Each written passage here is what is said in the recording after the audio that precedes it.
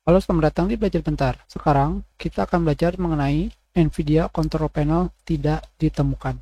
Klik di sini untuk menginstal NVIDIA Control Panel dari Microsoft Store.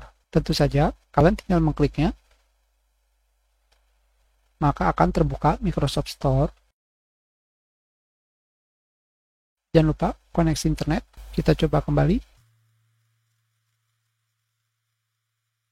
Sekarang, pada Microsoft Store, kalian ketikkan NVIDIA Control Panel. Ternyata sudah terinstall NVIDIA Control Panel. Kalian tinggal memilih Open,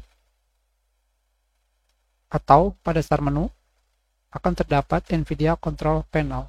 Jika NVIDIA Control Panel kalian seperti ini, berarti kalian sedang menggunakan driver NVIDIA versi DCH, yaitu driver yang memiliki NVIDIA Control Panel yang terpisah, yang terdapat pada driver atau Microsoft Store.